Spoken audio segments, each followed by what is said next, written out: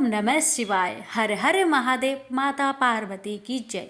प्यारे भक्तों, आज के इस वीडियो में आप सभी सुनेंगे सोमवती अमावस्या व्रत की संपूर्ण कथा एवं उपाय के बारे में। इस साल सोमवती अमावस्या 30 दिसंबर 2024 दिन सोमवार को पड़ रही है। सोमवार के दिन पड़ने के वजह से इस दिन भगवान शिव की विशेष पूजा अर्चना करने का विधान है।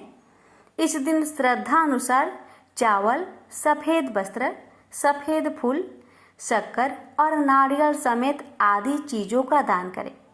ऐसा करने से शिव जी की कृपा प्राप्त होती है, साथ ही सुख शांति की प्राप्ति होती है। सनातन धर्म में पर्व और व्रत के दौरान विशेष चीज़ों का दान करना कल्याणकारी माना जाता है।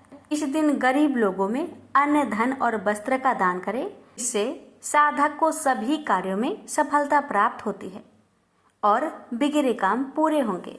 इसके अलावा अमावस्या पर काले तिल का दान करना बेहद शुभ माना जाता है। इस दिन महादेव और भगवान विष्णु की पूजा करने के बाद काले तिल का दान जरूर करें। मान्यता के अनुसार इससे साधक को पितृ दोष से मुक्ति मिलती है, साथ ही साधक को कुंडली के बुरे ग्रहों के असर से मुक्ति मिलती है। सुख, समृद्धि और धन धान्य की प्राप्ति के लिए सोमवती अमावस्या के दिन आपको पीपल के पेड़ की जड़ में जल अर्पित करना चाहिए। पीपल के वृक्ष में त्रिदेवों का निवास माना जाता है। पीपल की जड़ में पानी डालने से ब्रह्मा, विष्णु, महेश तो प्रसन्न होते ही हैं, साथ ही पितरों का आशीर्वाद भी आपको प्राप्त होता है। यह उपाय आपके समस्त दुखों को दूर कर सकता है। अब आइए श्रवण करते हैं सोमवती अमावस्या की पावन कथा। कथा को बड़े ही श्रद्धा प्रसन्नचित मन से पूरा अवश्य सुनिएगा। एक साहूकार के 7 बेटे, 7 बहू और एक बेटी थी। साहूकार के घर एक जोगी भिक्षा मांगने आता था। जोगी को साहूकार की बहू भिक्षा देती थी तो वह ले लेता था, लेकिन जब बेटी देती थी तब वह भिक्षा नहीं लेता और कहता कि बेटी सुहागन तो है, पर इसके बाद में दुहाग लिखा है। यह बात सुनकर बेटी को चिंता होने लगी और उसका शरीर कमजोर होने लगा। उसकी माँ ने पूछा, बेटी तुम इन दिनों इतनी कमजोर दिखाई देती हो, इसका क्या कारण है? तुम्हारा तबीयत तो ठीक है ना? तब बेटी कहने लगी कि एक जोगी भिक्षा मांगने आते हैं, जो कहते हैं कि बेटी है तो सुहागन, लेकिन इसके नसीब में दुहाग लिखा है, यानी कि दुख लिखा है। यह बात सुनकर उसकी माँ ने कहा कि कल मैं सुनूंगी। अगले दिन जब जोगी भिक्षा लेने आया तो उसकी माँ छुपकर बैठ गई। जब बेटी भिक्षा देने लगी तो जोगी ने वही बात फिर से बोली। इतनी बात सुनकर उसकी माँ बाहर निकल कर आई और बोली, एक तो हम तुम्हें भिक्षा देते हैं और तू ऊपर से हमें गाली देता है। तब जोगी बोला कि मैं गाली नहीं देता, जो सच है वो ही बोलता हूँ, जो इसके भाग्य में लिखा है मैं वही कहता हूँ। माँ ने जोगी से कहा कि तुम्हें पता है कि इसके भाग्य में दुहाग लिखा है, तो ये भी बता दो कि कैसे दूर होगा। तब जोगी बोले कि 7 समुंदर पार एक सोना धोबन रहती है, जो सोमवती अमावस्या का व्रत करती है। अगर वह आकर अपना फल दे दे तो इसका निवारण हो सकता है, नहीं तो विवाह होते ही इसके पति को सर्प डस लेगा। यह बात सुनकर माँ बहुत रोने लगी और सोना धोबन की तलाश में जाने लगी। चलते चलते रास्ते में तेज धूप पड़ने लगी तो साहूकारनी एक पीपल के पेड़ के नीचे बैठ गई। उस पीपल के पेड़ में एक गरुड़ पंछी का घोंसला था, जिसमें गरुड़ का छोटा छोटा बच्चा था। साहूकारनी को घोंसले के पास एक सर्प जाता दिखाई दिया तो उसने उस गरुड़ के बच्चे को बचाने के लिए उस सर्प को मारकर ढाल के नीचे रख दिया। जब गरुड़ और पंखनी आए तो घोंसले के पास खून देखकर क्रोधित हो उठे और साहूकारनी को चोंच मारने लगे। तब साहूकारनी बोली कि मैंने तुम्हारे बच्चे की जान बचाई है, मारी नहीं है। यह सर्प तुम्हारे बच्चे को डसने वाला था तो मैंने इसे मारकर गिरा दिया। गरुड़ ने सर्प की ओर देखकर कहा, तुमने हमारे बच्चे की जान बचाई है, अब तुम्हें जो मांगना है मांगो।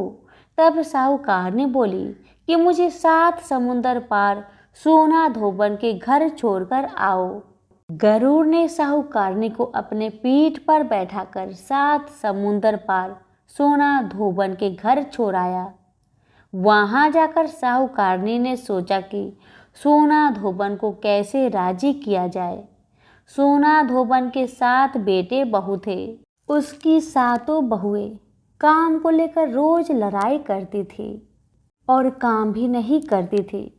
रात को जब सब सो जाते तो साहूकारनी सोना धोबन के घर जाती और घर का सारा काम करती।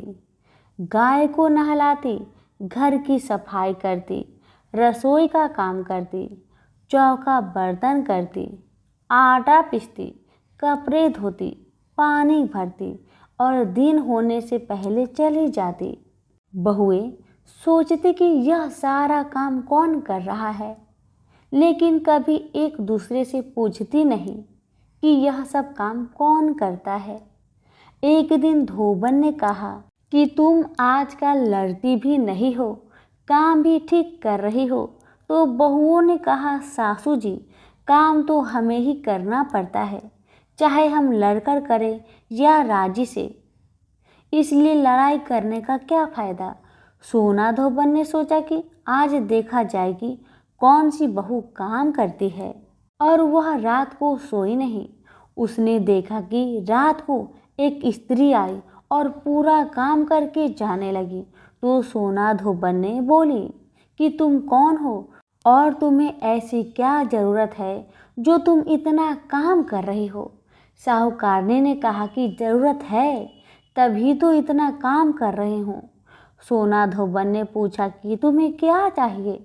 साहूकारनी बोली कि पहले मुझे वचन दो तब बताऊं। सोना धोबन ने वचन देकर कहा, अब बताइए। साहूकारनी बोली कि मेरे बेटी के भाग्य में दुहाग लिखा हुआ है, इसलिए आप चलकर उसे सुहाग दे और सोमवती करे।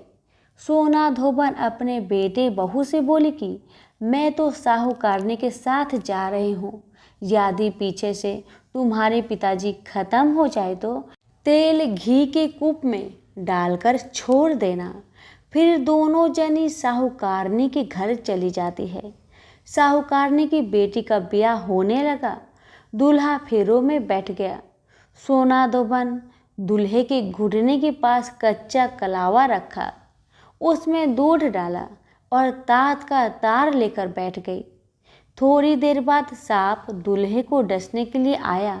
सोना धोबन ने कलावा आगे रखा और तार बांध दिया, लेकिन दूल्हा डर के मारे मर गया। तब सोना धोबन ने टीके में से रोली निकाली, मांग में से सिंदूर निकाली, आँख में से काजल निकाला और मेहंदी निकालकर छोटी उंगली से छींटे मारे और बोली कि आज दिन तक मैंने जितनी भी सोमवती की अमावस्या व्रत करी है, उनका फल साहूकार की बेटी को लग जाए, और आगे जो मैं सोमवती अमावस्या करूं वह मेरे बेटे को लगे। इतना कहते ही दूल्हा जीवित हो गया और सब सोमवती की जय जयकार बोलने लगे। सोना धोबन वापस जाने लगी। तब साहूकारनी बोली कि तुमने मेरे जमाई को नया जीवन दान दिया है, इसलिए कुछ भी मांगो।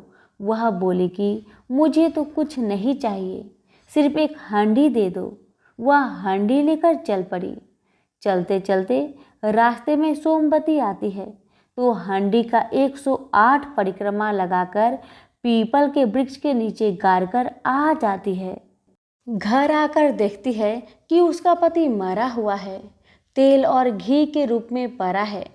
तब वह टीका से रोली निकाली, मांग से सिंदूर निकाला, कोया से काजल निकाली, नुम्बा से मेहंदी निकालकर चिटली अंगुली से छींटे दिए और बोली, मैंने जो रास्ते में सोमवती की है उसका फल मेरे पति को लगे, इतना कहते ही उसका पति उठकर बैठ गया।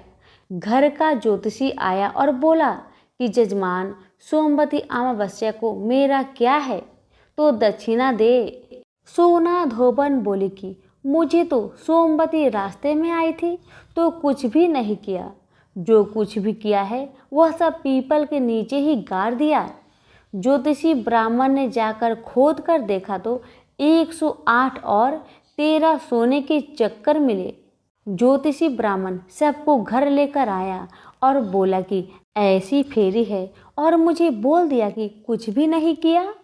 सोना धोबन बोली, यह तो तुम्हारे भाग से ही हुआ है, इसलिए इसे तुम ही ले जाओ। ब्राह्मण बोला कि मेरी तो इसमें चौथी पाती है, बाकी आपका मन हो उसे दे देना। सारी नगरी में बोल दिया गया कि सब सोमवती अमावस्या का व्रत कीजिए।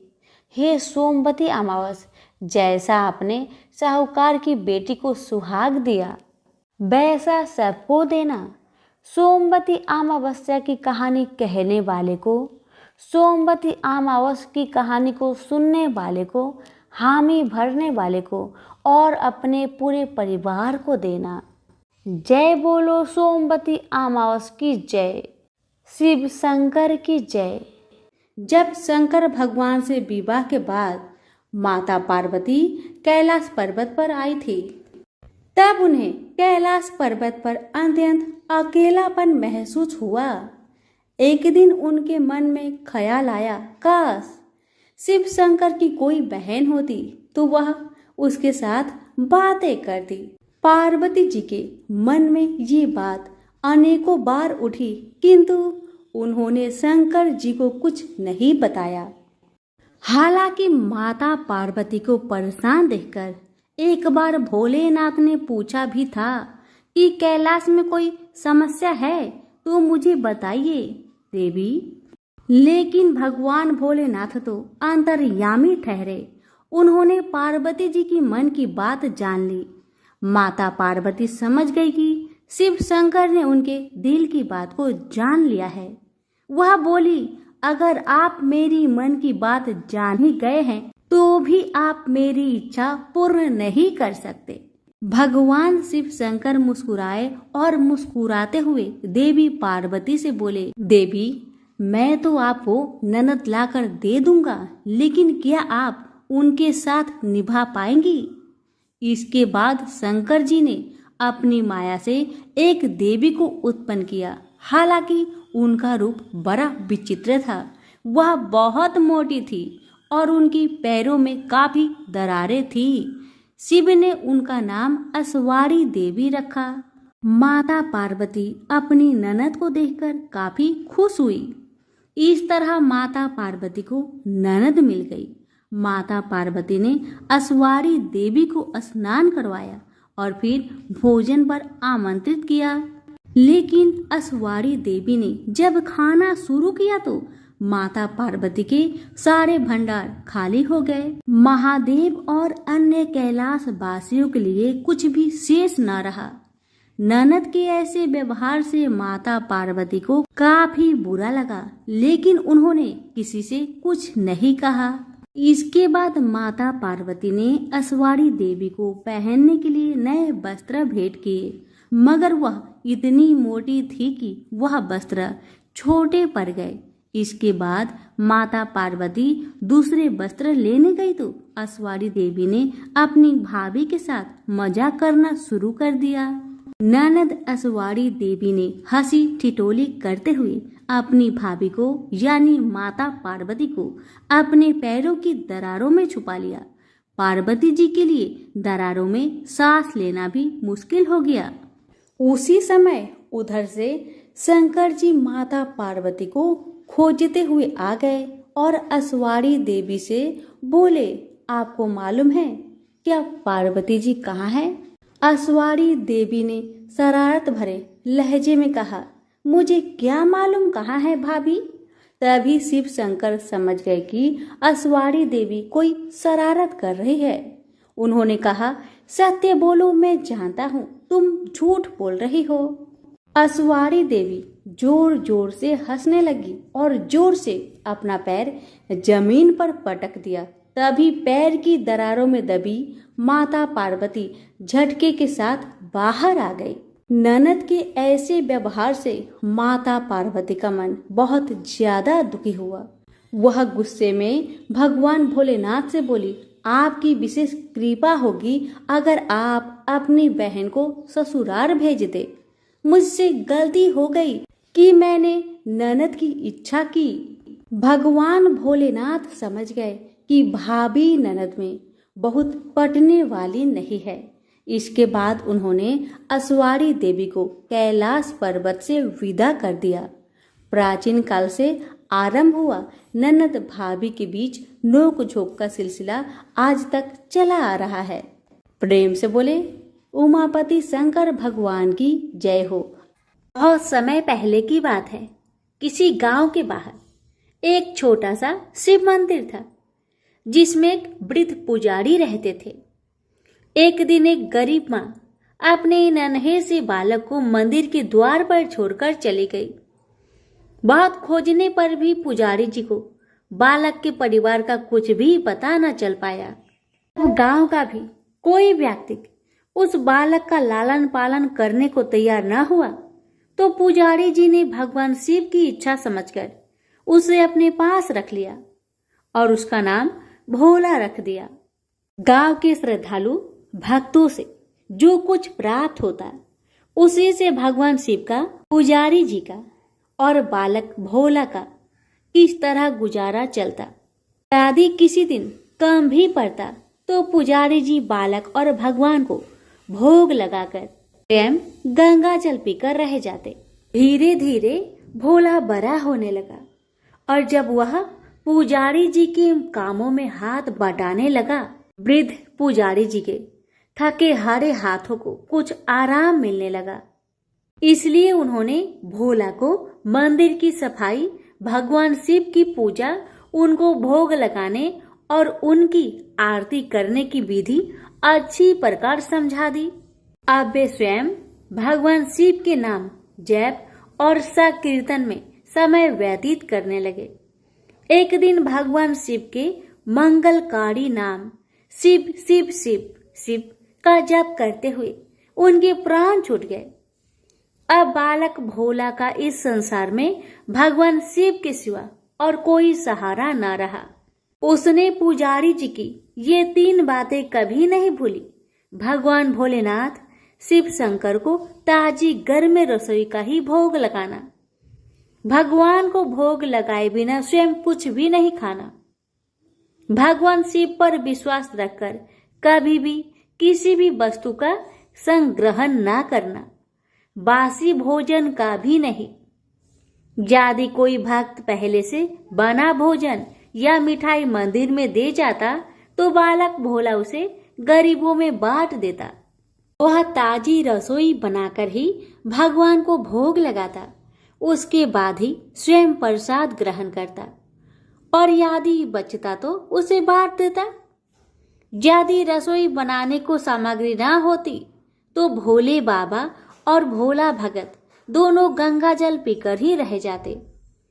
एक बार बरसात का मौसम आया और 3-4 दिन तक मूसलाधार वर्षा होने से मंदिर में एक भी भक्तजन नहीं झांका।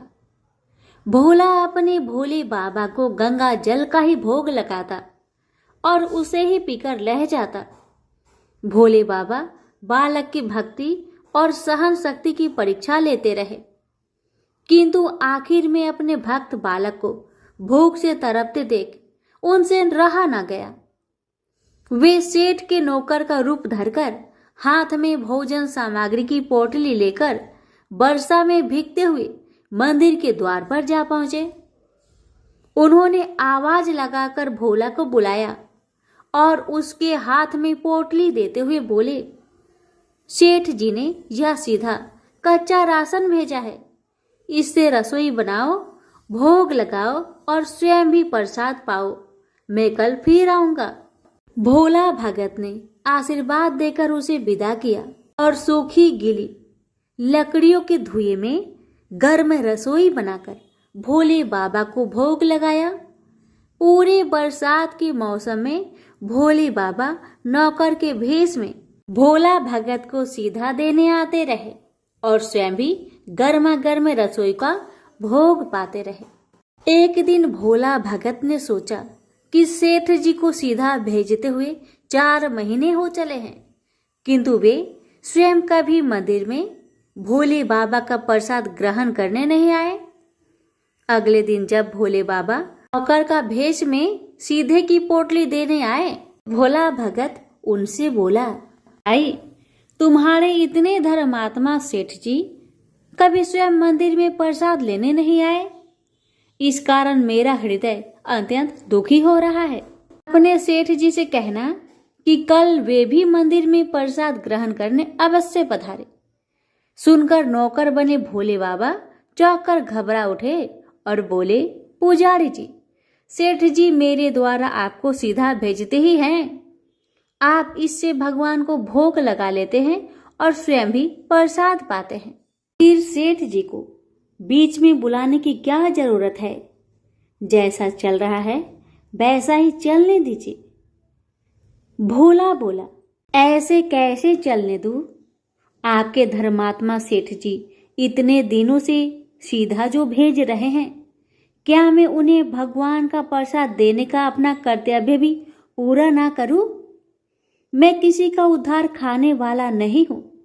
अपने सेठ जी से कह देना कि यदि कल भोले बाबा का प्रसाद ग्रहण करने ना पधारे तो मैं उनका सीधा लेना बंद कर दूंगा। नौकर बने भोले बाबा तो अपने भोले भगत की अकड़ देखकर कांप उठे और यह सोचकर मन ही मन हंसे कि वाह, आज तो लेने वाला ही देने वाले पर धौंस दिखा रहा है। लेकिन सरल हृदय भक्त के मनोभाव पर रीझ कर वे बोले, ठीक है पुजारी जी, कल सेठ जी मंदिर में प्रसाद ग्रहण करने जरूर पधारेंगे। दूसरे दिन बड़े सवेरे ही भोले बाबा नौकर का भेष में दूध और बहुत सारी भोजन सामग्री लेकर मंदिर में पहुंच गए। भोला चौंकते हुए बोला, भाई आज इतना सारा सीधा किस लिए ले आए? नौकर बने भोले बाबा बोले, पुजारी जी भूल गए क्या? आज आपने सेठ जी को प्रसाद के लिए बुलवाया है, इसलिए आप छप कर रसोई बनाए और भोले बाबा को भोग लगाइए। हाँ, ये तो बता दीजिए कि सेठ जी किस समय पधारे।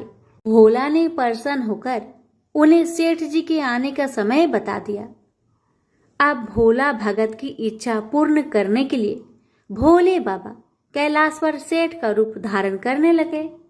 इधर अपने स्वामी को एक प्यारे भक्त के यहाँ जिमने जाने का समाचार सुनकर ममतामयी अन्नपूर्णा मां पार्वती भी भला कैसे पीछे रहते।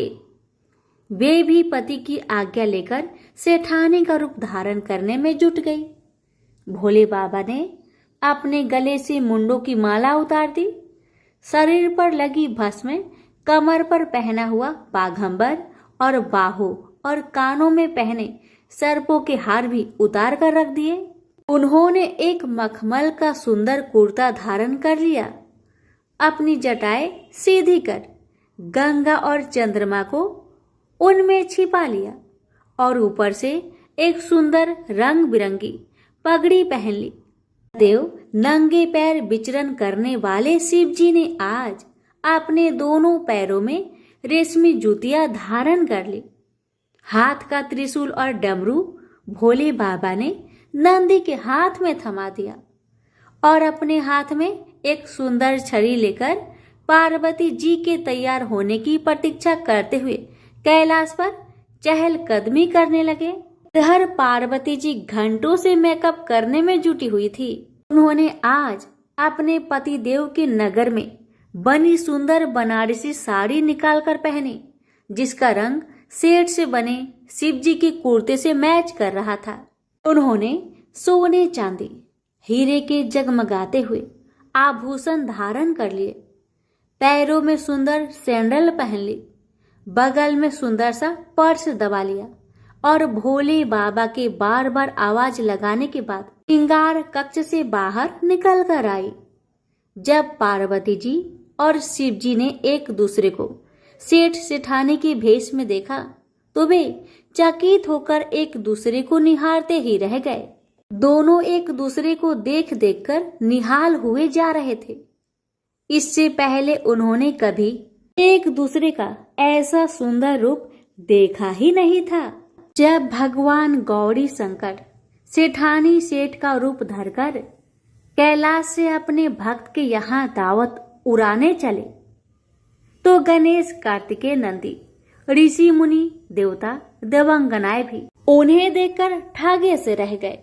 सेठ बने शिव जी अपने हाथ में ली हुई छड़ी को आधा से घुमाते हुए पृथ्वी पर टेकते हुए चल रहे थे और उनके पीछे पीछे बगल में पर्स दबाए अपनी सैंडल से टक टक और पायलों से छन छन की मधुर ध्वनि करती हुई माँ पार्वती सेठानी बनी हुई चल रही थी।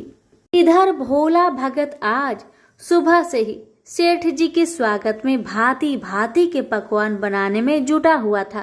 अपने भोले बाबा का भोग तो वह चलते फिरते बना लेता था, किंतु आज उसे कई महीने से भगवान को भोग लगाने के लिए सीधा भेजने वाले सेठ जी को भगवत प्रसाद देना था। अतः आज उसने अपनी साड़ी पाक कला झोंक डाली थी। उसने सेठ जी द्वारा भेजे हुए चावल धोकर खीर बनाई, उसे धीमी आंच पर पकाकर गाढ़ा किया और उसमें सेठ जी के द्वारा भेजे हुए पिस्ते, बादाम, केसर, चिलगोजे, किशमिश डाले। मिर्च और अदरक को कूटकर उसे बजरा, बेसन और गेहूं के आटे में भरकर मोटे मोटे मिस्से टिक्कर बनाए। रसोई बनाकर भोला भगत पुनः स्नान करने चला गया ताकि स्वच्छ वस्त्र पहनकर भोले बाबा को भोग लगा सके और सेठ जी को उनका प्रसाद पवा सके। जब भोला भगत स्नान करके लौटा तो देखा सेठ जी प्रसाद ग्रहण करने के लिए स्वयं तो आए ही हैं, संग में अपनी सेठानी जी को भी ले आए हैं। भोला ने झट दोनों से राम राम की, उन्हें आसन देकर बैठाया और बोला, मैं अभी भगवान को भोग लगाकर आता हूँ, फिर आपको प्रसाद परोसूंगा। भावना के भूखे भोले बाबा से भूख सहन नहीं हो पा रही थी, इसलिए वे बोले, पुजारी जी भगवान को जल्दी से भोग लगाइए, मुझसे भूख सहन नहीं होती। भोला भगत बोला, सेठ जी भूख तो मुझे भी बड़ी जोर से लग रही है, किंतु मैं अपनी भूख के कारण भगवान को भोग लगाना नहीं भूलता। यदि दुनिया के सारे लोग इसी तरह अपनी भूख के लिए भगवान को भोग लगाना भूल जाए तो भगवान तो भूखे मर जाएंगे। सेठ जी बने भोले बाबा एक पत्तल उठाते हुए बोले, पुजारी जी आप भोग लगाइए, इधर मैं पत्तल परोस लेता हूँ, मुझसे भूख सहन नहीं हो पा रही है। भोला भगत सेठ जी बने भोले बाबा को डांटते हुए बोला, सेठ जी भगवान के काम में ना तो जल्दीबाजी चलती है और न कंजूसी। मैं जब तक भगवान को भोग नहीं लगा लेता आप रसोई के पास भी नहीं फटक सकते। चुपचाप इधर बैठ जाइए और ओम नमः शिवाय जपते रहिए। मैं अभी आता हूँ और आपको पेट भर भोजन कराता हूँ। सेठ बने शिवजी डांट खाकर चुपचाप अपने आसन पर जा बैठे। सेठानी पार्वती उनकी यह दशा देख बड़ी मुश्किल से अपनी हंसी रोक पाई, लेकिन जैसे ही भोला भगत पत्तल में सामग्री लेकर भगवान को भोग लगाने मंदिर में गया, शिवजी पार्वती जी को मौन रहने का संकेत करते हुए चुपके चुपके पैर रखते हुए रसोई में पहुंच गए और उन्होंने एक एक व्यंजन उठाकर चखना शुरू कर दिया। भोले बाबा को प्रसाद को चखते ही भौंकचक्के रह गए। खीर में चीनी की जगह नमक भरा हुआ था और सब्जियों में चीनी भरी हुई थी। जैसे ही भोले बाबा ने रोटी का एक ग्रास तोड़कर मुंह में दिया तो सी सी करने लगे, क्योंकि रोटी में मिर्च ही मिर्च भरी थी। वो सी करते हुए उल्टे पैर भाग आए और अपने आसन पर जा बैठे। माँ पार्वती अपने स्वामी की यह हालत देखकर खिलखिलाकर हंस पड़ी। इससे पहले कि भोले बाबा पार्वती जी के सामने कुछ सफाई दे पाते, भोला भगत ओम नमः शिवाय मंत्र का जप करते हुए आ पहुंचा। उसने भोग को रसोई में मिलाकर उसे पवित्र बना डाला और फिर सेठानी के सामने पत्तल परोसकर हाथ जोड़कर बोला, सेठ जी, अब आप जी भरकर प्रसाद पाइए। भोले बाबा तो अभी अभी भक्त की भक्ति से जोरदार उसके हाथ की बनी हुई रसोई चख चुके थे, अतः उसे जिमने की बात सुनकर उनके पसीने छूटने लगे। कभी वे भोला का तो कभी पार्वती का मुख देखने लगते।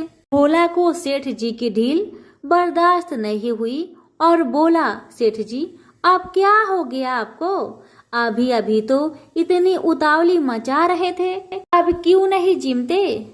आप जिमोगे तभी तो माता जी भी प्रसाद ग्रहण करेगी और फिर मैं भी प्रसाद पाऊंगा। भोला की ललकार सुनकर भोले बाबा ने चुपचाप खीर का कुल्हड़ उठाया और सारी नमकीन खीर गटागट पी गए। कुल्हड़ खाली होने की देर थी कि भोला ने उसे झट से भर दिया। अपने प्रिय भक्त के हाथों से परोसे हुए भोग में भगवान को आज दुगना स्वाद आने लगा। भोला परोसता गया और भोले बाबा पीते गए। जगत माता पार्वती, भक्त और भगवान दोनों के प्रेम को देख देखकर मंत्र मुग्ध हो रही थी। जब सारी रसोई समाप्त हो गई तो भगवान ने एक जोर से डकार ली।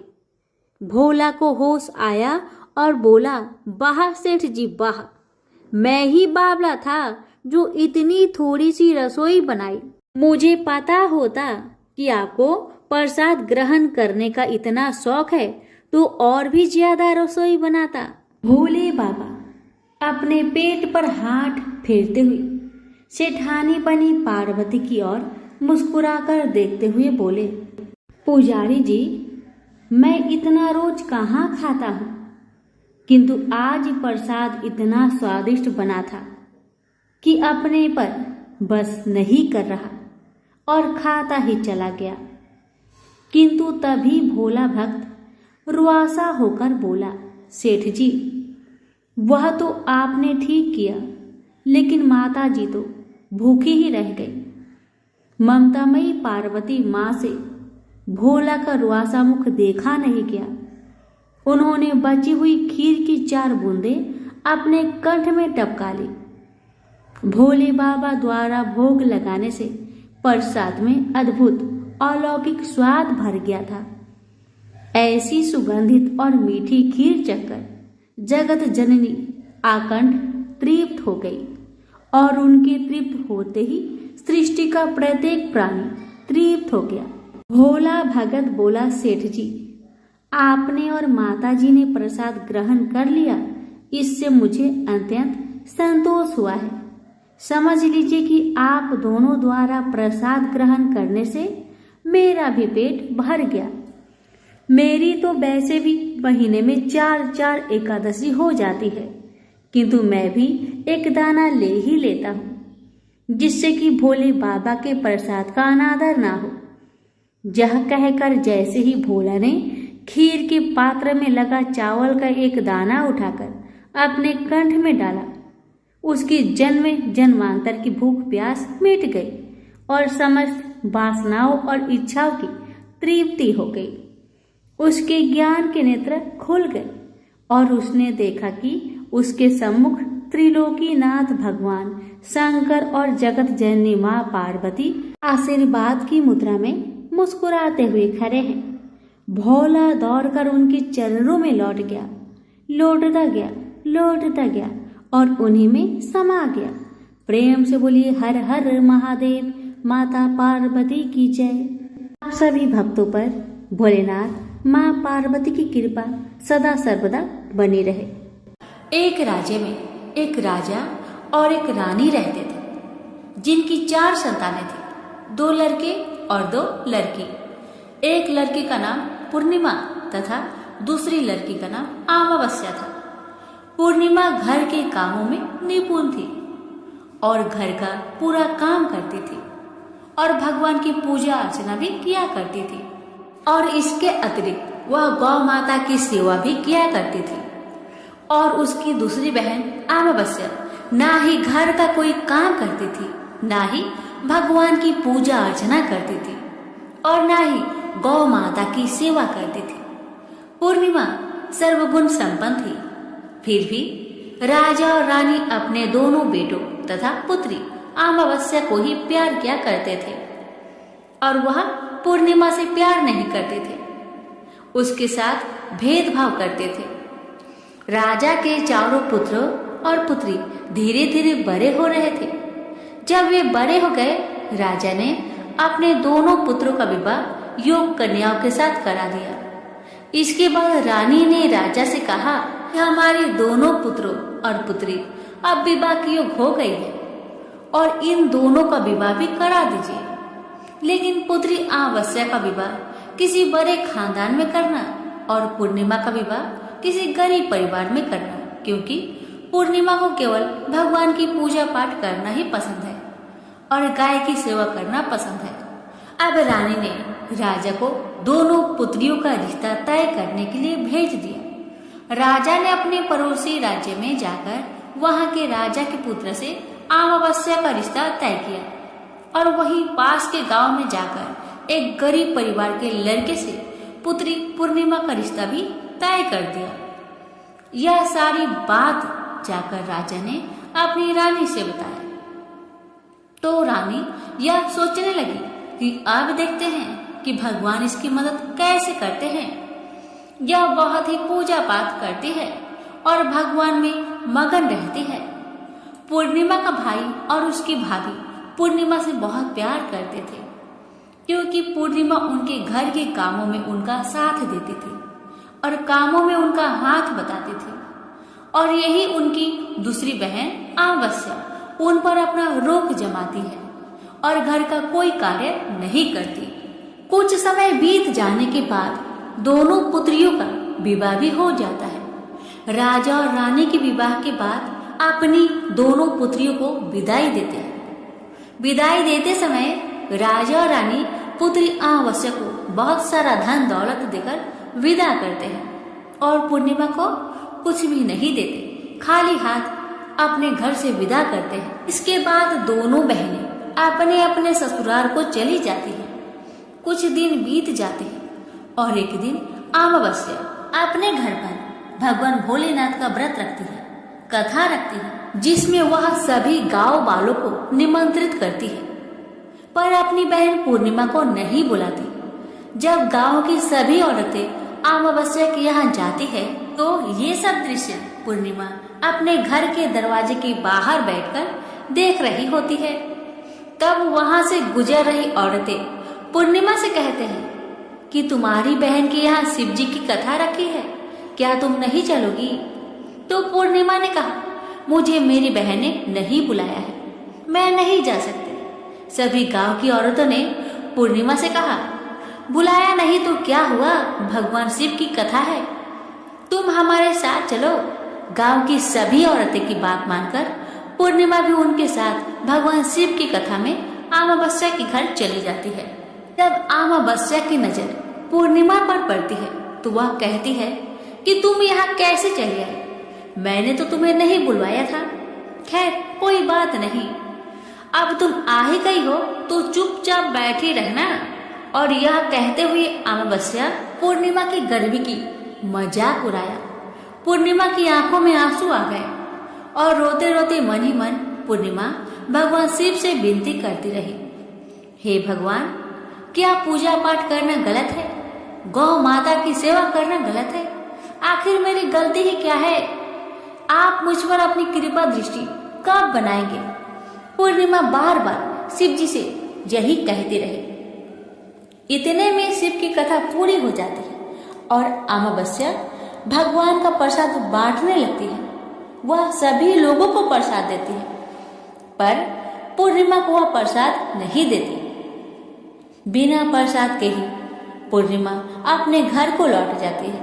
रास्ते में वह सोचती है कि यदि मैं खाली हाथ अपने घर पे गई तो बच्चे प्रसाद मांगेंगे, तो वह उन्हें क्या जवाब देगी। ये सोचकर पूर्णिमा ने सोचा, क्यों ना मैं अपने मायके भाई भौजाई के पास चली जाऊं, वहां से अपने बच्चे के लिए कुछ लेकर आऊंगी। ऐसा सोचते हुए वह अपने घर को वापस लौट आई और अपने पति और बच्चे को कहती है कि मैं अपने मायके जा रही हूँ। पति और बच्चे ने कहा ठीक है।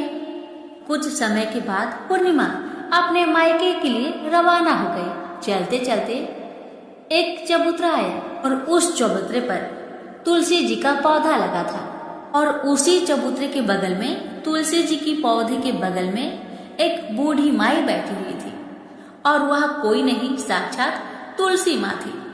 वह पूर्णिमा की परीक्षा लेने के लिए वहां बैठी थी। जब उस बूढ़ी माँ ने पूर्णिमा को देखा तो कहा, बिटिया तुम कौन हो और कहाँ जा रही हो। पूर्णिमा ने अपना परिचय दिया। परिचय देने के बाद बूढ़ी माई पूर्णिमा से कहती है कि यहाँ तुलसी का पौधा सूख रहा है, इसमें थोड़ा पानी डाल दो और इस चबूतरे की साफ सफाई कर दो, जिससे मुझे थोड़ा ठंडक मिलेगी। पूर्णिमा ने कहा ठीक है माँ, मैं तुलसी में पानी डाल देती हूँ और यहाँ की साफ सफाई भी कर देती हूँ। पूर्णिमा ने साफ सफाई करने के बाद माँ को भी नहला दिया और नहलाने के बाद बूढ़ी माई की सेवा भी की, उनकी पैर दबाए और फिर पूर्णिमा ने कहा, माँ और मैं आपकी क्या सेवा करूँ बताइए। बूढ़ी माई कहते हैं, नहीं बेटा अब कोई भी काम नहीं, तुम जाओ पर वापस आते समय मुझसे मिलते हुए जाना। पूर्णिमा ने बूढ़ी माँ से कहा ठीक है माँ, जब मैं आऊंगी आपसे जरूर मिलूंगी। कुछ दूर आगे चलने के बाद एक शिव मंदिर आया। वहां पर उसे एक बूढ़ा बाबा मिले जो मंदिर के बाहर बैठे हुए थे और वह कोई नहीं, साक्षात भोलेनाथ थे। वो भी पूर्णिमा की परीक्षा लेने के लिए बैठे थे। उन्होंने पूर्णिमा को देखा तो कहा, बेटी तुम कहाँ जा रही हो। तब पूर्णिमा ने अपना परिचय दिया और फिर बूढ़े बाबा ने पूर्णिमा से कहा कि देखो बेटी, इस चबूतरे की ओर, इस मंदिर की ओर कितनी गंदगी पड़ी है, क्या तुम इस मंदिर की चबूतरे को साफ कर दोगी। तो पूर्णिमा ने कहा क्यों नहीं बाबा, जरूर साफ करूंगी और अभी साफ कर देती हूँ। पूर्णिमा ने मंदिर की बहुत अच्छे से साफ सफाई की, चबूतरे की भी बहुत अच्छे से साफ सफाई की और वहां पर बैठकर भोलेनाथ की पूजा अर्चना भी की। और पूजा अर्चना करने के बाद वह बूढ़े बाबा को भी नहला दी और उनसे कहा कि बाबा आपका और कोई काम है तो मुझे बतलाइए। तब बूढ़े बाबा ने कहा, बेटी नहीं और कोई काम नहीं है, बस तुम जब वापस आएगी तो मुझसे एक बार मिलते हुए जाना। तो पूर्णिमा ने कहा ठीक है बाबा, जब मैं आऊंगी आपसे जरूर मिलूंगी। अब पूर्णिमा कुछ दूर आगे गई तो उन्हें एक काली जी का मंदिर देखा और मंदिर के बाहर एक बूढ़ी अम्मा चबूतरे पर बैठी हुई थी। उस बूढ़ी अम्मा ने पूर्णिमा को देखा तो कहा, बेटी तुम कौन हो और कहाँ जा रही हो। पूर्णिमा ने अपना परिचय बूढ़ी अम्मा को दिया। तब बूढ़ी माँ ने कहा, देखो इस मंदिर में कोई भी पूजा पाठ करने के लिए नहीं आता, इसलिए मंदिर बहुत गंदी हो गई है, क्या तुम इस मंदिर की साफ सफाई कर दोगी। तो पूर्णिमा ने कहा, हाँ माँ क्यों नहीं, मैं साफ कर दूंगी। तब पूर्णिमा ने माता जी के मंदिर और चबूतरे की बड़े ही प्यार से साफ सफाई कर देती है और साफ सफाई करने के बाद पूजा पाठ भी करती है और माता जी का श्रृंगार कर देती है और अब उस बूढ़ी माँ को भी नहला देती है और बूढ़ी अम्मा की पैर भी दबाती है और कहती है, माँ और कोई काम है। तब माता जी कहती है, ना बेटा और कोई काम नहीं है, बस इतना है कि जब तुम अपने मायके से वापस आओगी तो मुझसे एक बार मिलते हुए जाना। तो पूर्णिमा ने कहा, ठीक है माँ, मैं वापस आऊंगी तो जरूर आपसे मिलूंगी। पूर्णिमा आगे बढ़ती गई। आगे चलते चलते एक नदी आई और नदी के पास भी एक बूढ़ी माई बैठी थी और वह बूढ़ी माई और कोई नहीं, वह गंगा मैया थी। तो बूढ़ी माई ने पूर्णिमा से कहा, बेटी तुम कौन हो और कहाँ से आई हो। उसे भी पूर्णिमा ने अपना परिचय दिया। तब बूढ़ी माई ने पूर्णिमा से कहा कि नदी पर स्नान करने तो बहुत लोग आते हैं, लेकिन यहाँ की सफाई कोई नहीं करता, इसलिए तुम इस किनारे पर साफ सफाई कर दो। पूर्णिमा कहती है ठीक है माँ, मैं अभी साफ सफाई कर देती हूँ। और उस बूढ़ी अम्मा के पैर भी दबाती है और कहती है माँ जी और कोई काम हो तो मुझे बतलाइए। तब बूढ़ी माई कहती है कि नहीं बेटा, अब कोई काम नहीं है, तुम जाओ, लेकिन जब वापस तुम आओगी तो मुझसे मिलकर जरूर जाना। और वह नाव में बैठकर नदी के दूसरे किनारे पर पहुंच जाती है और वहां अपने मायके के घर पहुंच जाती है। वहां पर पूर्णिमा के भाई और भाभी उसे देखकर बहुत खुश हो जाते हैं और वे पूर्णिमा की बहुत खातिरदारी करते हैं, उससे बहुत सारी बातें करते हैं और कहते हैं कि बच्चों को भी साथ क्यों नहीं लेकर आई, बहुत अच्छा लगता अगर तुम लाती तो। अब भैया भाभी और बहन पूर्णिमा मिलकर ढेर सारी बातें करते हैं, नाश्ता पानी करते हैं। उसके बाद पूर्णिमा अपने भाई भाभी से कहती है भैया भाभी अब मैं ससुराल जाती हूँ। उसकी भाभी ने उसके लिए एक साड़ी दिया कि बच्चे के लिए कुछ कपड़े और खाने पीने की कुछ चीजें भी रख दी और कहा कि तुम बहुत दिनों के बाद आती हो पूर्णिमा, जल्दी जल्दी आया करना। पूर्णिमा की भाभी ने कपड़ों का थैला, खाने का थैला पूर्णिमा के हाथों में दे दिया और कहा जाओ और जल्दी वापस आना। इसके बाद पूर्णिमा वहां से अपने ससुराल के लिए रवाना हो गए और उस नदी के किनारे पहुंची और नाव में बैठकर दूसरे किनारे पर उतर गई। वहां उतरने के बाद वहां पर उसे वही बूढ़ी माँ मिली जो साक्षात गंगा मैया थी। उस बूढ़ी अम्मा ने पूर्णिमा को एक थैला दिया और कहा कि इसे तुम अपने घर ले जाकर ही खोलना। अब पूर्णिमा के पास 2 थैले हो गए थे। उन्हें लेकर पूर्णिमा वहां से रवाना हुई और कुछ दूर चलने के बाद काली माँ का मंदिर आया। वहां पर काली माँ बूढ़ी माँ के रूप में विराजमान थी। तब बूढ़ी माँ ने कहा आ गई बेटी पूर्णिमा। तो पूर्णिमा ने कहा हाँ माँ जी मैं आ गई।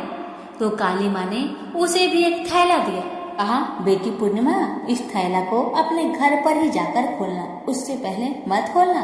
तो पूर्णिमा ने कहा ठीक है माँ। तो तीनों थैला लेकर पूर्णिमा आगे बढ़ी तो कुछ दूर जाने पर शिव जी का मंदिर आया। वहाँ बूढ़े बाबा के रूप में शिव जी स्वयं विराजमान थे।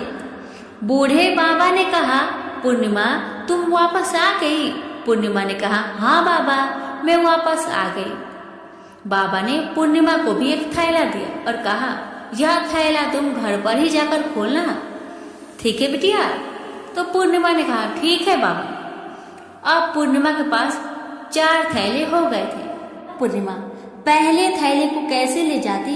उसने क्या किया, एक पुरानी साड़ी निकाली, उसने सभी सामानों का एक गड्ढा बना लिया और सर पर रखकर वहां से रवाना हो गई। कुछ दूर जाने के बाद उसे तुलसी माँ बूढ़ी औरत के रूप में मिली और वह कहती है पूर्णिमा तुम आ गई। तो पूर्णिमा कहती है हाँ माँ हम आ गए। तब बूढ़ी माँ ने भी उसे एक थैला दिया और कहती है बेटा इसे अपने घर को जाकर ही खोलना। तो पूर्णिमा ने कहा ठीक है माँ जी। अब पूर्णिमा के पास 5 थैले हो गए थे। पूर्णिमा वहां से रवाना हुई तो वापस अपने घर पहुंच गई। पूर्णिमा ने अपने सर की थैले को नीचे रखा और सबसे पहले अपने मायके का थैला खोलकर देखने लगी। उसमें बच्चे के लिए अच्छे अच्छे कपड़े और खाने पीने की चीजें थी और उसके लिए कुछ गहने भी थे। पूर्णिमा ने कपड़े अपने बच्चों को दे दिए और खाने पीने की चीजें भी बच्चों को दे दी। बच्चे यह सब पाकर बहुत खुश हुए। अब पूर्णिमा ने दूसरा थैला खोला जो कि उसे गंगा मैया ने दिया था। उसमें ढेर सारे हीरे जवाहरात सोना चांदी आदि था। इसके बाद अब पूर्णिमा ने तीसरा थैला खोला जो कि उसे काली माँ ने दिया था। उसमें बहुत सारा सोना श्रृंगार का सामान भरा हुआ था। इसके बाद पूर्णिमा ने चौथा थैला खोला जो उसे भगवान शिव ने दिया था। उसमें बहुत सारा धन संपत्ति भरा हुआ था और बहुत सारी खुशियां भरी हुई थी। इसके बाद अब पूर्णिमा ने 5वां थैला खोला जो उसे तुलसी माँ ने दिया था। उसमें चावल दाल और 7 प्रकार की खाने की चीजों से भरा हुआ था। अब पूर्णिमा के घर में किसी भी चीज की कमी नहीं रही। उसका घर धने धाने से भरा हुआ था और परिपूर्ण था। अब पूर्णिमा और उसका परिवार सुखमय जीवन व्यतीत करने लगे। अब पूर्णिमा के मन में विचार आया कि क्यों ना वह शिव जी की कथा कराए, और शिव जी की कथा में एक बहुत बड़ा कार्यक्रम भी रखा। पूर्णिमा ने गांव के सभी लोग को निमंत्रण दिया और घर घर जाकर सभी लोगों को बुलाया। पूर्णिमा अपनी बहन अमावस्या के घर भी गई और अमावस्या को भी शिव जी की कथा के लिए उसके घर में उसे बुलाया। जब अमावस्या पूर्णिमा के घर शिव जी की कथा में आई तो उसने देखा कि पूर्णिमा के घर में किसी भी चीज की कोई कमी नहीं है। इतना सारा धन दौलत देखकर अमावस्या आश्चर्यचकित हो गई। उसने पूर्णिमा से कहा कि तुम्हारे घर में इतनी धन दौलत कहाँ से आई है? पूर्णिमा ने कहा, देखो बहन, तुमने शिव जी की कथा में मुझे नहीं बुलाया था, फिर भी मैं चली आई और तुमने मुझे प्रसाद तक नहीं दिया और मेरी गरीबी का मजाक भी उड़ाया। उसके बाद मैं अपने घर आई। घर आते हुए मन ही मन मैं सोच रही थी कि अपने मायके जाऊंगी, और मैं अपने मायके चली गई और जो कुछ घटना इस बीच हुआ वह सभी घटना अपनी बहन अमावस्या को बताती है। तो अमावस्या कहती है कि तुम भी मुझे प्रसाद मत दो और मुझे डांटो, लेकिन पूर्णिमा ने कहा कि यह तो भगवान का प्रसाद है, मैं तो सबको दूंगी और तुम्हें भी दूंगी। फिर भी अमावस्या ने प्रसाद नहीं लिया और वह सीधे अपने घर को चली गई और घर जाकर अपने बच्चे और पति से कहती है, मैं अपने मायके जा रही हूँ। इतना कहकर अपने मायके को निकल गई। रास्ते में भी चलते चलते तुलसी माँ मिली, जो चबूतरे पर बूढ़ी माँ के रूप में बैठी थी। बूढ़ी माँ ने अमावस्या से कहा, बेटी तुम कौन हो और कहाँ जा रही हो? अमावस्या ने अपना परिचय दिया। बूढ़ी माँ ने कहा, बेटी यह तुलसी का पौधा सूख रहा है, इसमें थोड़ा सा पानी डाल दो और इस चबूतरे की साफ सफाई कर दो।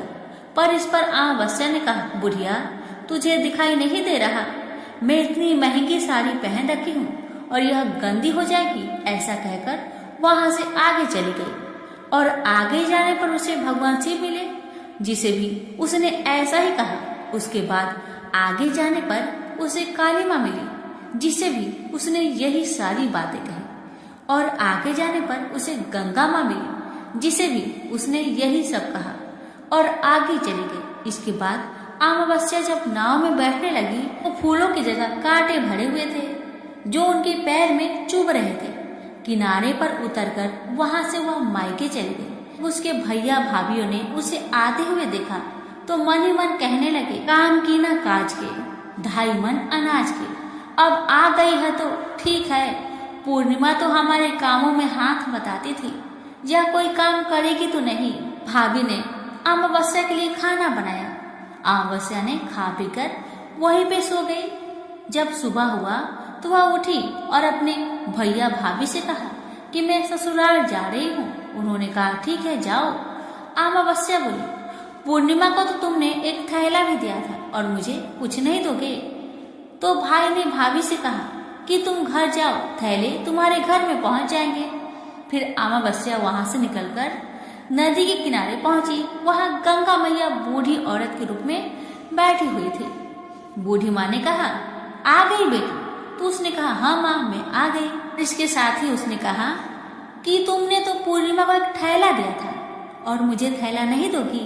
तो बूढ़ी अम्मा ने कहा, तुम घर जाओ, तुम्हारे घर में थैला पहुंच जाएगा। इसके बाद आगे जाने पर उसे काली माता मिली, जिसने भी अमावस्या को यही कहा। आगे जाने पर उसे भगवान शिव मिले, उन्होंने भी वही बात कही। अब आगे जाने पर तुलसी माता मिली। जब तुलसी माता से भी अमावस्या ने थैला मांगा तो तुलसी माता ने भी वही जवाब दिया, तुम जाओ, तुम्हारे घर में पहुंच जाएगा। अब अमावस्या अपने घर पहुंच गई। आंगन में देखा तो वहां पर 5 थैले पड़े हुए थे। अमावस्या ने मन ही मन में सोचा कि अब तो मेरे पास भी बहुत सारी धन दौलत आ जाएगी। जल्दी जल्दी ने सारे थैले को खोला। किसी में मिट्टी थे तो किसी में पत्थर, किसी में कंकर और किसी में कोयला। उसे मायके से भी कुछ नहीं मिला था, इन थैलों में भी कुछ नहीं था। अमावस्या दौड़ती हुई पूर्णिमा के घर गई और कहती है कि तुम्हें तो इतना कुछ मिला बहन, मुझे तो कुछ नहीं मिला, आखिर क्यों? तब पूर्णिमा कहती है, जब मैं अपने मायके जाती हूँ तो अपनी भाभीयों के साथ उनके काम में हाथ बटाती हूँ उनके साथ मिलकर काम करती हूँ, लेकिन तुम ऐसा कुछ नहीं करती, उनकी इज्जत भी नहीं करती, इसलिए वह भला तुम्हें क्या देंगे। इसके बाद तुमने गंगा मैया को ठुकरा दिया और काली माँ को भी ठुकरा दिया और भगवान शिव को भी तुमने ठुकरा दिया, इसलिए उन्होंने भी तुम्हें कुछ नहीं दिया। अमावस्या कहती है, बहन तुम मुझे माफ कर दो, मैंने तुम पर हमेशा अत्याचार किया है, मुझे कुछ नहीं मिला तो कोई बात नहीं, मैं भी भगवान की भक्ति करूंगी और सब कुछ प्राप्त कर लूंगी। मुझे इन सब चीजों का रहस्य बताओ। तो पूर्णिमा ने कहा, तुम 3 सूत्र का ज्ञान ले लो और उसकी कथा करना। पहला सूत्र में दया मांगना, दूसरे सूत्र में कथा मांगना और तीसरे सूत्र में 108 बार ओम नमः शिवाय का जाप करना। भगवान ने यह सूत्र दिए हैं, उनको अपने हृदय में बसा लेना। मैंने भी यह 3 सूत्र अपने जीवन में अपनाए थे और सच्चे मन से भगवान की भक्ति पूजा पाठ की थी। फिर भगवान ने मुझे यह सब कुछ दिया और तुम्हारे पास जो कुछ था वह भी समाप्त हो गया। इसके बाद अमावस्या अपने घर गई और भगवान की पूजा पाठ करने लगी और भगवान शिव से उसने माफी मांगी और गौ माता की सेवा भी की और दूसरों की मदद भी करने लगी। नाथ की कृपा से अमावस्या के घर में भी अन्न धन के भंडार भर गए। तो प्रेम से बोलिए उमापति शंकर भगवान की जय। बात उस समय की है जब परशुराम ने अपनी प्रतिज्ञा के अनुसार पृथ्वी को क्षत्रियों से रहित कर दिया था। तब वे अपने गुरु भूतनाथ के चरणों में प्रणाम करने और गुरु पत्नी अम्बा तथा उनके नारायण तुल्य दोनों गुरु पुत्र कार्तिकेय और गणनायक को देखने की लालसा से कैलाश पहुंचे। वहां उन्होंने अत्यंत अद्भुत कैलाशपुरी का दर्शन किया। अपने गुरु की उस दिव्य पुरी के दर्शन कर उनका नंदन आनंद विभोर हो गए। फिर उन्होंने शिव का 15 योजन ऊंचा और 4 योजन विस्तृत अत्यंत सुंदर आश्रम देखा। परशुराम वहां सबसे मिले और उन्होंने सबसे बात की। इसके बाद वे नंदीकेश्वर से आज्ञा प्राप्त कर प्रसन्नता पूर्वक आश्रम के भीतर प्रविष्ट हुए। कुछ ही आगे जाने पर महातपस्वी परशुराम ने बहुमूल्य रत्नों से निर्मित सैकड़ों मंदिर देखे। उन्होंने वहां का भीतरी द्वार देखा जो नाना प्रकार की चित्रकारी से चित्रित तथा हीरे मोतियों की गुथी हुई मालाओं से अत्यंत शोभ्यमान था। परशुराम ने द्वार के बाएं भाग में अपने गुरु पुत्र कार्तिकेय को देखा और दाहिने ओर पार्वती नंदन गणेश तथा शिव पार्वती का अवलोकन किया।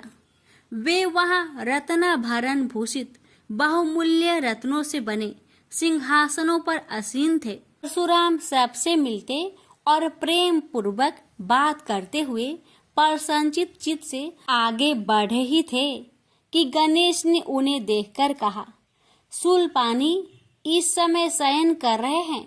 मैं उन परम प्रभु की आज्ञा प्राप्त कर तत्काल तुम्हें साथ ले चलूंगा, बस इतनी देर रुक जाओ।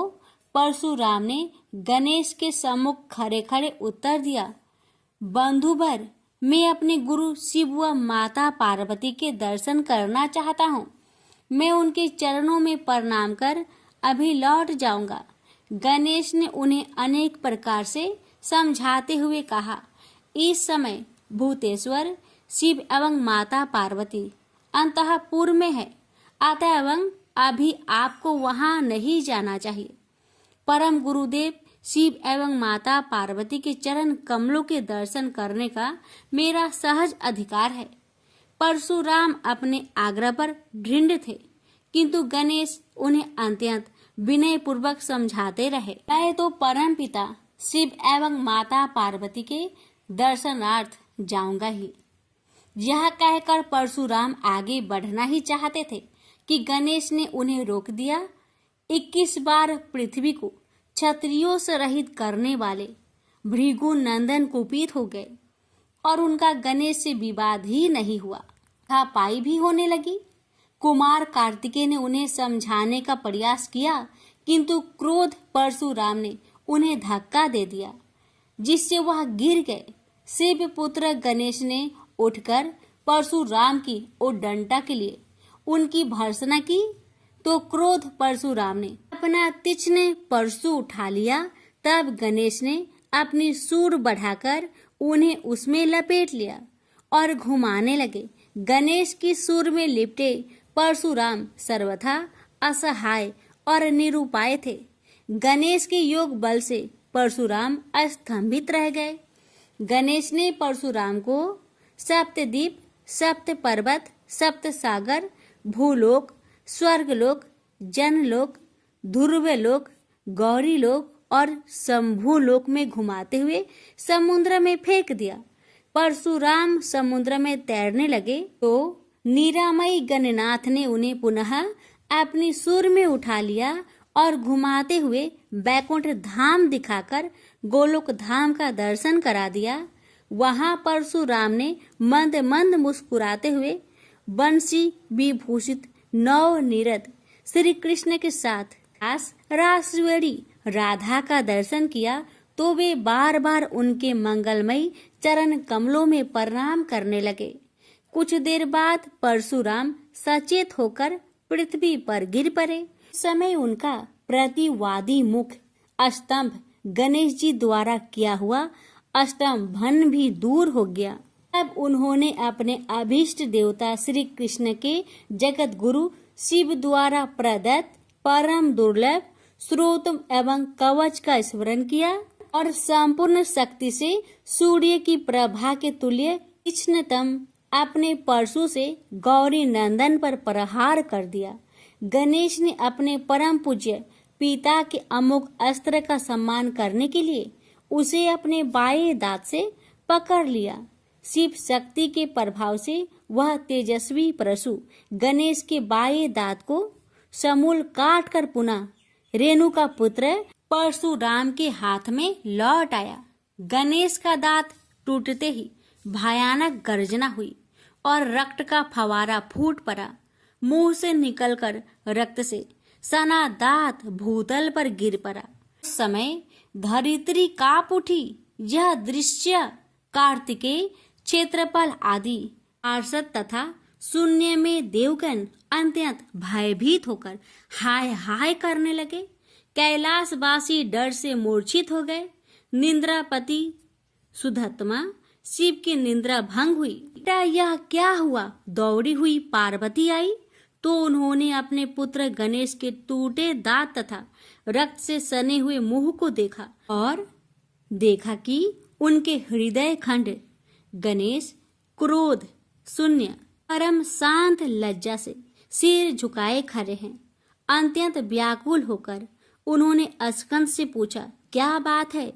यह कैसे हुआ? स्कंद द्वारा संपूर्ण वृत्तांत सुनकर पार्वती अत्यंत क्रोध हुई और अपने प्रिय पुत्र गणेश जी को सीने से लगाकर रोती हुई शिव से बोली, मेरे पुत्र गणेश और आपके शिष्य परशुराम में किसका दोष है? आप ही निर्णय करें।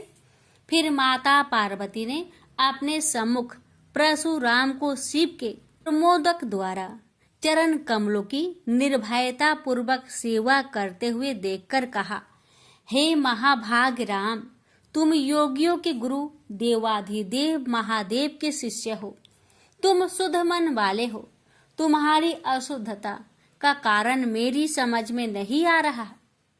तुमने करुणामय गुरु से अमोघ परशु प्राप्त कर पहले तो उसकी क्षत्रिय जाति पर परीक्षा की और अब गुरु पुत्र पर परीक्षा की है। श्रुति गुरु दक्षिणा देने का निर्देश करती है और तुमने अत्यंत निर्दयता पूर्वक गुरु पुत्र का समूल एक दांत ही नष्ट कर दिया। अब इसका सिर भी काट डालो। चरमता का अमोघ परशु प्राप्त कर ले तो क्षुद्र श्रृंगाल भी वनराज को मार सकता है। इतना कहकर क्रोध से भगवती पार्वती परशुराम को मारने के लिए प्रस्तुत हो गई। भयवश परशुराम ने मन ही मन करुणा सागर गुरु को प्रणाम कर अपने इष्ट देव गोलोकनाथ श्री कृष्ण का स्मरण किया। तभी पार्वती ने अपने सम्मुख एक बौने ब्राह्मण बालक को देखा। उस पर तेजस्वी ब्राह्मण बालक को देखकर आतुरता से भगवान शंकर ने भक्ति पूर्वक मस्तक झुकाकर प्रणाम किया। उसके बाद माता पार्वती ने भी उसे प्रणाम किया। परम तेजस्वी ब्राह्मण बालक ने शिव एवं पार्वती को शुभ आशीर्वाद प्रदान किया। यह दृश्य देखकर कैलाशवासी बालक बालिकाएं भयभीत एवं चकित हो गए। फिर भगवान शंकर ने उनका पूजन किया। वे वामन भगवान रत्न सिंहासन पर विराजमान थे। उनका उत्कृष्ट तेज सर्वत्र फैल रहा था। भगवान शंकर ने मधुर शब्दों में कहा, आज मेरा परम सौभाग्य है जो आपने कृपा पूर्वक मेरे यहाँ पधारकर मुझे सेवा का अवसर प्रदान किया है। आशुतोष शिव की मधुर वाणी से प्रसन्न होकर ब्राह्मण बाल रूपी स्वयं श्री हरि ने गंभीर स्वर में कहा, आप लोग की वर्तमान स्थिति जानकर मैं श्वेत द्वीप से आ रहा हूँ। मेरे भक्तों का कभी अमंगल नहीं होता। मेरा सहस्त्र सार उनके रक्षार्थ प्रतिक्षण प्रस्तुत रहता है, किंतु गुरु के रुष्ट होने पर मैं विवश हो जाता हूँ। गुरु की अवहेलना बलवती होती है। विद्या और मंत्र प्रदान करने वाला गुरु अभिष्ट देव से 100 गुना श्रेष्ठ है। गुरु से बढ़कर कोई देवता नहीं है, पार्वती से बढ़कर कोई पतिव्रता नहीं है तथा गणेश से उत्तम कोई जितेंद्रिय नहीं है। भृगु नंदन ने गुरु पत्नी एवं गुरु पुत्र की अवहेलना कर दी है। उसी का मार्जन करने के लिए मैं यहाँ उपस्थित हुआ हूँ। श्री हरि ने भगवान शंकर के बाद भगवती पार्वती से कहा, तुम जग जननी हो। तुम्हारे लिए गणेश, कार्तिकेय और परशुराम भी पुत्र तुल्य है। इन परशुराम ने स्नेह के प्रति शिव और तुम्हारे मन में भेद नहीं है। आता एवं जो उचित समझो करो। देव बड़ा प्रबल होता है। बालकों का यह विवाद तो देव दोष से ही घटित हुआ है। तुम्हारे इस प्रिय पुत्र का एक दंत नाम वेदों में प्रसिद्ध है। फिर श्री हरि ने परशुराम से कहा, राम, तुमने क्रोधवश शिवा पुत्र गणेश का दांत तोड़कर अनुचित किया है। इस कारण तुम निश्चय ही अपराधी हो। ये सर्वशक्ति स्वरूपा पार्वती प्रकृति से परे और निर्गुण है। श्री कृष्ण भी इन्हीं की शक्ति से शक्तिशाली हुए हैं। ये समस्त देवताओं की जननी है। तुम इनकी स्तुति कर इन्हें संतुष्ट करो। इतना कहकर श्री हरि बैकुंठ के लिए प्रस्थान कर गए। परशुराम ने भी स्नान कर शुद्ध वस्त्र धारण कर लिए। वह हाथ जोड़कर गुरुदेव के चरणों में प्रणाम कर सिर झुकाए जगजननी गौरी का स्तवन करने लगे।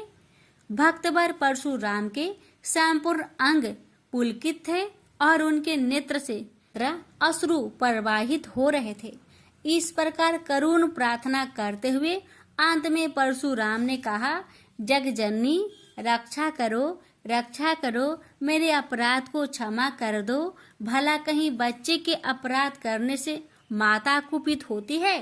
यह कहकर परशुराम ने माता पार्वती के चरणों में प्रणाम कर अत्यंत दुखी होकर रोने लगे। परशुराम की करुण प्रार्थना से करुणामयी पार्वती का हृदय द्रवित हो गया।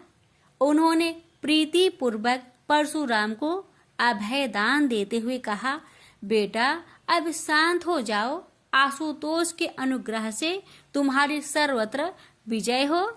सर्वतरात्मा श्री हरि तुम पर सदा प्रसन्न रहे। गुरुदेव शिव में तुम्हारी भक्ति सुदृढ़ रहे। तुम अमर हो जाओ। इसी प्रकार दयामयी पार्वती ने परशुराम को आशीर्वाद दिया और वे अपने अंतपुर में चली गई। उस समय वहां श्री भगवान के मंगल नाम का उच्च घोष होने लगा। फिर परशुराम ने एक दंत गणेश का स्तवन किया और गंधे, पुष्प, धूप, दीप एवं तुलसी रहित नैवेद्य आदि से लंबोदर की प्रीति पूर्वक पूजा की। परशुराम ने भक्ति भाव से भाई गणेश को संतुष्ट कर माता पार्वती एवं कृपा सिंधु त्रिलोचन के चरणों में प्रणाम किया। फिर उन्होंने गुरु की आज्ञा प्राप्त कर प्रसन्नता पूर्वक वहां से प्रस्थान किए। प्रेम से बोलिए गौरी पुत्र गणेश भगवान की जय। हर हर महादेव। माता पार्वती की जय।